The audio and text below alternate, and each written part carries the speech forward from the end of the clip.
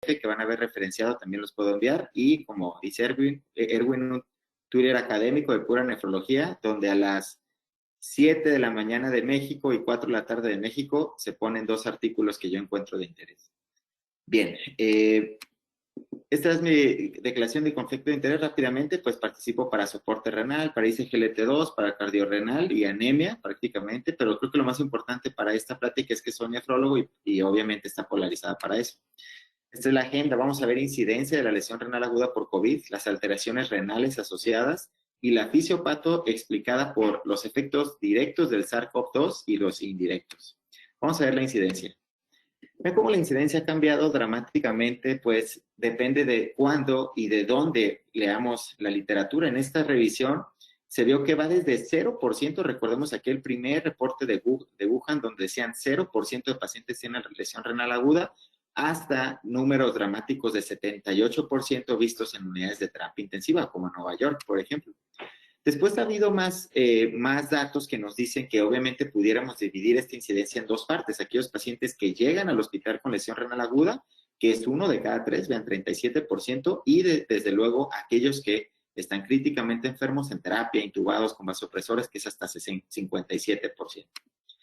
Pero este metaanálisis de 24 cortes, casi 5,000 pacientes, nos enseñó que la incidencia global, es decir, de un paciente que tiene nada más una PCR positiva, no necesita estar hospitalizado, no necesita estar en terapia, se ve baja, es de 4.5%, no es tan alta como pensábamos, y pueden apreciar aquí abajo los forest plot.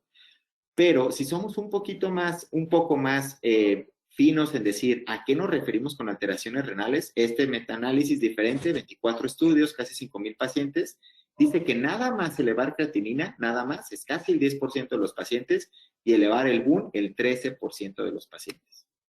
Pero creo que esto es muy importante. En el mismo metaanálisis hacen una incidencia de proteinuria, que para muchos esto es como el primer hit, y para prácticamente pasos, días después, horas después de la aparición de daño renal agudo, que es proteinuria, hasta el 57% de los pacientes lo tienen.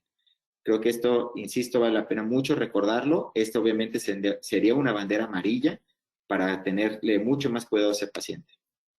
Así que, debido a esta proteinuria que les acabo de comentar, recientemente el doctor Kennard dice que podríamos dividir el abordaje de la lesión renal aguda prácticamente dividiendo las proteinurias que encontremos. Pueden ver aquí en la imagen. Si tenemos una proteinuria menos de 2 gramos al día, casi nos sugiere hacer un abordaje pensando en que el problema es algo tubular, lesión tubular aguda, daño isquémico agudo, inflamación, nefritis. Y si la proteinuria es mayor a 2 gramos, pensemos en las glomerulopatías, específicamente, como saben, microangiopatía trombótica y la colapsante. Obviamente es un abordaje simplista, pero bueno, creo que sirve pues para un estudiante de medicina, sería un buen tip. Pero cualquier alteración renal que se presente en un paciente con COVID-19, y me refiero a proteinuria, hematuria, incremento del BUN, incremento de creatinina, el pico más alto de creatinina, lesión renal aguda, cualquiera de ellas está significativamente asociada a muerte. Vean acá el forest plot de esta línea vertical hacia la derecha, todo lo que esté aquí está asociado a mortalidad, y es lo que les comenté. Y como suena obvio, a mayor severidad de esa alteración, por ejemplo, CADIGOS 1, 2 o 3, o proteinuria 1, 2 o 3 cruces, más asociación a muerte. Específicamente hablando, hematuria y proteinuria al ingreso del hospital, por eso es relevante, y siempre hacemos énfasis, al menos en el lugar donde yo estoy, de tomarles exámenes generales de orina a absolutamente todos los pacientes con COVID que ingresan, porque nada más esto predice daño renal agudo, ingreso a terapia intensiva, ventilación mecánica asistida y, desde luego, mortalidad. Pueden ver los forest plot, que en los análisis ajustados todos son significativamente asociados. Pero esto es nuevo en el hospital más grande de México que atiende pacientes con COVID, que es el INER, el Instituto Nacional de Enfermedades Respiratorias. Se determinó que aquel paciente que desarrolla lesión renal aguda, esa es la variable con mayor fuerza de asociación para morir. Lo importante de esto es que tiene más fuerza de asociación que ser obeso, que tener ventilación mecánica y que tener vasopresores. Y creo que esto, en general, la comunidad social, digamos, la comunidad no nefrológica, no considera la lesión renal aguda como una variable de tan alto riesgo. Y por supuesto que esto lo hemos aprendido al paso de los meses, que los factores de riesgo que se asocian a que el COVID sea severo, pues también se asocian a que tengas un daño renal agudo más severo, es decir, ser obeso, hipertenso, diabético, comórbido inmunosuprimido. Creo que esta imagen es pesada, pero con esto creo que estoy resumiendo lo que vemos en cualquier paciente con COVID grave. Vamos a ver las alteraciones renales asociadas a COVID-19. Esto importa porque en la imagen estamos viendo las dos entradas hipotéticas del virus. La primera de ellas, cómo el virus mediante sus espigas se une a la enzima convertida en angiotensina 2 y al TMPRSS2, se unen de esta forma y esto promueve que el virus haga la translación de su RNA para su replicación. Creo que esto ya lo sabíamos. La relevancia de esta parte de la imagen es la enzima convertida en angiotensina 2, que en un momento más voy a hablar más de ella. Y está la otra forma, en donde cuando el virus entra da una regulación a la baja de la enzima convertida de angiotensina, y esto promueve que mediante bradicimina y angiotensina 2 se lleven a cabo múltiples eventos inmunes de trombosis, de inflamación, de vasoconstricción que pueden hacer las asociaciones patológicas micro-macrovasculares que ya conocemos. Recuerden, la angiotensina 2 aquí es fundamental, pues. Y esto es importante para nefro porque el riñón es de los órganos que más enzima convertida de angiotensina tiene. Les dibujé en rojo riñón aquí y vean cómo la expresión de esta enzima es 100 veces más alta que el pulmón. Así que de aquí empezaremos a hablar de cómo el riñón tiene esa susceptibilidad natural para que el virus obviamente pueda ingresar a su parénquima. Por ejemplo, en este estudio vemos cómo a mayor magnitud y mayor color rojo del círculo que están viendo en imagen significa que hay más expresión de receptores de angiotensina 2. Y estamos hablando nada más del túbulo renal. Vean cómo el túbulo contorneado proximal, las células intercaladas, las células del túbulo distal, las células intercaladas alfa y beta, el asa de Henle, es decir, absolutamente todas las porciones del túbulo renal expresan abundantes receptores de angiotensina 2. Así que, de nuevo, este tropismo natural que va a tener el virus por ingresar a estas células pudieran explicar por qué hay tanta incidencia de daño renal agudo. Por otro lado, hay otro biomarcador renal que tenemos utilizándolo mucho, como por ejemplo para focales y segmentarias, que es el SUPAR. Y ahora hemos visto que con la infección de SARS-CoV-2, el SUPAR es un mediador inflamatorio e inmune. Vean esta corte de casi 400 pacientes en donde se vio que el nivel de SUPAR dividido en tertilas definitivamente divide a aquellos pacientes que van o no van a tener daño renal agudo. Vean aquí el paciente que tiene más de 6, pues la incidencia es altísima, ¿no? Casi la mitad. Por otro lado, también la severidad del daño, 1 o 2 y 3, también va acorde a los niveles de SUPAR y desafortunadamente también la mortalidad, inclusive en todos los modelos. Así que, pues es un biomarcador viejo utilizado en algo nuevo, ¿no? Y como les comentaba, no nada más en el túbulo renal se han encontrado partículas y virus completos SARS-CoV-2. Vean esta imagen en donde 26 biopsias de pacientes que murieron con lesión renal aguda notaron en rojo, aquí muy, muy pequeños, partículas virales y además las puntas del virus, ven aquí en verde. Bien, primera imagen en microscopía electrónica que demostraba esto, ¿no? Pero además daban por inmunohistoquímica esa fuerte expresión de angiotensina 2 que les comentaba en la imagen del en medio. Y por último, habían visto ya anticuerpos de nucleoproteína del SARS-CoV-2, todo lo que está amarillo aquí, o sea, en el túbulo renal. Estos eran como los primeros esbozos que nos decían el virus sí afecta directamente al riñón. Por otro lado, este gran tropismo renal del virus hacia el parénquima renal se vio en otra corte post-mortem, 63 pacientes, donde en el 60% de ellos había virus en el riñón. A mayor calidez, o sea, el 60% lo tenía, y obviamente el que tenía más virus en el riñón, vean, esta es la probabilidad de sobrevivir. O sea, mientras más virus hubiera en ese parénquima, menos probable es que vivieras. Además, dicotomizando si tienes o no tienes daño renal agudo, vean la gran diferencia en rosa, los que lo tenían, obviamente mucho más que el que no lo tenía, y también esto se asoció a mortalidad. Y ahora, recientemente en PLOS ONE acaban de publicar un artículo en donde, de la ciudad de Nueva York, en donde nos dicen que la carga viral alta se asocia a mayor severidad de daño renal agudo y también muerte, que de nuevo va acorde a toda esta hipótesis que dice que el virus por sí solo sí puede afectar el parénquima renal. Específicamente si la carga viral está por arriba de del 50% de la percentila, hay 27% más riesgo de tener lesión renal aguda. Aquí en verde, vean. Creo que, bueno, como les comento, pues yo estoy polarizado a pensar que el virus por sí solo sí afecta el parénquima renal y sí explica las evoluciones clínicas. Hablando del riñón, pues como sabemos es fundamental para el manejo del volumen, ¿no? Y un gran problema en COVID ha sido la sobrecarga de volumen. Y bueno, en esta imagen simplemente simplifican cómo hacer estas evaluaciones rápidas en la cama del paciente, como con el trifocus que aquí le dicen.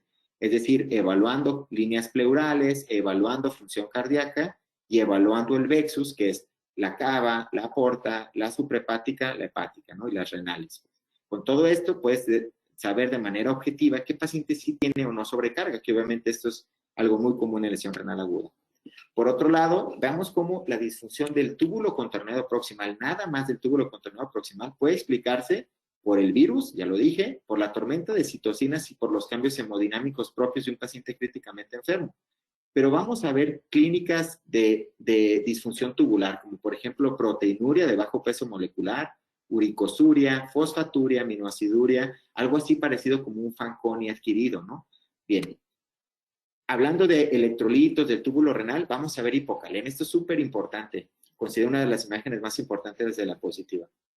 Primero, aquellos pacientes que se hospitalizan con el virus de SARS-CoV-2, nada más el 46% tenía potasio normal.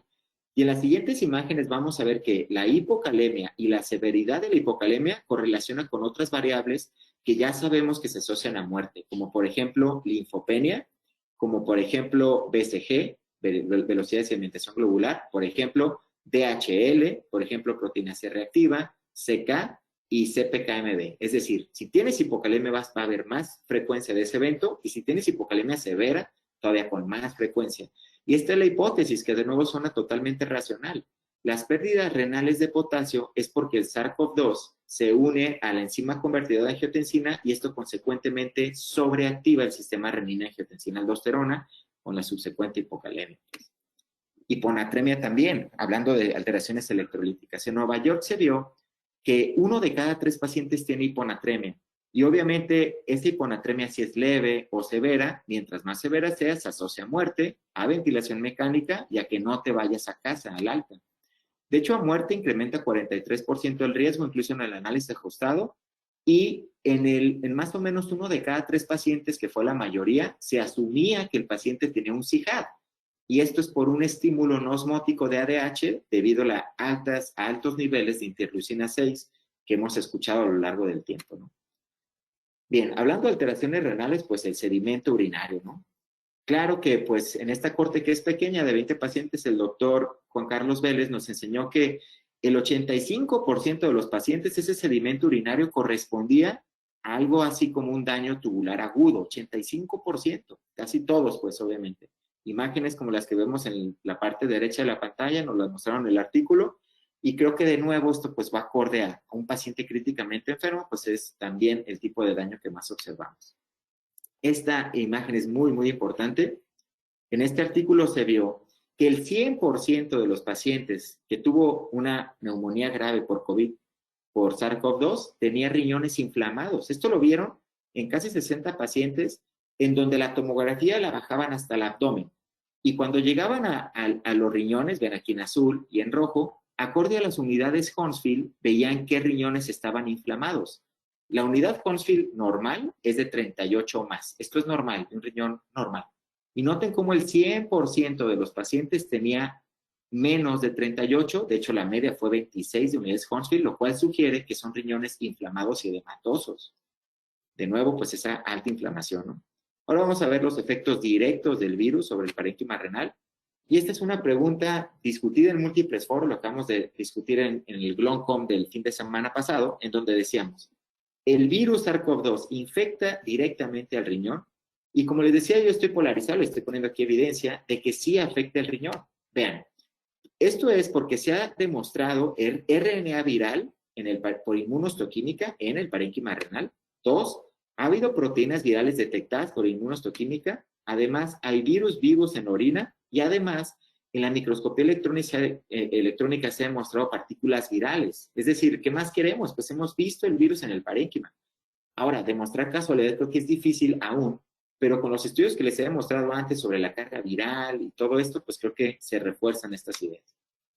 Y bien, hablando específicamente de podocitos o de túbulo renal, hemos visto al paso del tiempo de cómo el virus directamente puede afectar el parénquima podocitario, directamente puede provocar que todas las enzimas de inflamación, las moléculas de inflamación dañen el podocito, pero también la inflamación sistémica va a dañar la función tubular. Y como hemos visto, pues creo que cada vez más, la glomerulopatía colapsante asociada al COVID o COVAN, con mucha más frecuencia cada vez más y más en muchas partes del mundo, pero creo que la clave aquí, como lo han escuchado seguramente, es el alotipo ApoL1, ¿no? Se ha visto que el 100% de los pacientes que tienen colapsante tenían una variante de ApoL1. Inclusive, estos son los primeros 6 casos con colapsante. Vean cómo, pues sí afecta el podocito definitivamente, imágenes típicas de una glomerulopatía colapsante. Y esta sería la hipótesis, ¿no? El virus llega, se enfrenta al podocito y activa las vías de WNT, las hipoxia mitocondrial, y sobre todo da una expresión hacia la baja de moléculas que se asocian a salud podocitaria. Esto va a hacer que el podocito se diferencie y tenga una apreciación de colapso, ¿no? Un colapso glomerular, pierden actina, expresan moléculas de apoptosis, pierden ciclinas, así que esto es lo que explica la hipótesis, pues, de cómo el virus sí afecta directamente la función podocitaria. Por otro lado, pues hay muchas otras glomerulopatías. Hemos visto microangiopatía trombóticas, la colapsante, crescénticas, cambios mínimos, membranosas, es decir, por la que quiera, ¿no? Nefropatía por oxalato, sobre todo aquellos que consumen altos niveles de vitamina C, por ejemplo, entre otras. Así que, pues, esperen todo. Ante COVID, esperen todo, en verdad. Pero no nada más es esto que les decía, no nada más es el virus. Por ejemplo, en la imagen estamos viendo de cómo puede afectar también el mesangio, también el podocito, y, por supuesto, el túbulo renal. Es decir, todos los compartimentos de la nefrona pueden ser afectados por el virus. Vamos a ver los efectos indirectos, como por ejemplo la tormenta de citocinas. Creo que hay una hipótesis de sepsis y choque séptico se renueva y revive ante COVID, ¿no? Donde COVID, ante el SIRA que provoca, pero sobre todo también los tratamientos que utilizamos como el ECMO, como la ventilación mecánica, va a provocar la elevación de citocinas como TNF-alfa, interleucina 6, interleucina 1 y a la baja interleucina 10 que provoca choque y falla multiorgánica. De hecho, no nada más es las vías de inflamación, también es la vía del complemento. En la imagen vemos cómo el SARS-CoV-2, de nuevo, por medio de daño endotelial y por medio de angiotensina 2, promueve la activación de ATR1 de los receptores más, y esto va a promover que se active la vía del complemento y el complejo de ataque a la membrana. Bien, vean cómo aquellos con COVID severo elevan el complemento, elevan específicamente C3 y C5A, es decir, la vía alterna, ¿no? Se ha demostrado por múltiples vías, como lo están viendo aquí en la imagen, cómo no nada más es la vía alterna, sino la vía de la calicreína también. Así que esto obviamente está en proceso de maduración, estas hipótesis, pero cada vez adquieren mucha más fuerza de la que pensábamos antes. Pero hay múltiples insultos renales ante un paciente con COVID, obviamente lo viral, obviamente la tormenta de citocinas, obviamente el daño parenquimatoso que les digo, pero el mismo manejo que damos en terapia intensiva con PIBs elevados, con FIO2 muy altas, restrictivos o mucho volumen, alteraciones hemodinámicas que ya lo conocemos desde hace 60 años, es decir, todo en conjunto, pues claro que explica mucho mejor las teorías que una sola. Pero quiero hacer énfasis en rhabdomiólisis. He hablado más o menos de cada una de ellas. Rhabdomiólisis, microangiopatía trombótica, sobre todo, y síndromes cardiorrenales. Por ejemplo, este efecto indirecto del SARS-CoV-2, como vemos aquí arriba, la tormenta de citocinas, en eso me quiero centrar. Esta tormenta de citocinas va a provocar que daños en otros órganos empiecen a soltar DAMPs y PAMPs, las moléculas asociadas a daño y a patógenos. Y todo esto en conjunto va a promover que otros órganos también empiecen a inflamarse, también empiecen a hacer hipercoagulabilidad, y obviamente todo esto van a ser insultos renales, pocos y pocos y pocos, hasta que se vuelve obviamente un mundo de situaciones, ¿no? Pero vean cómo sí tiene mucha fuerza lo de inflamación. En este estudio se vio que aquellos que alcanzan el grado 3 de COVID, el grado 3 de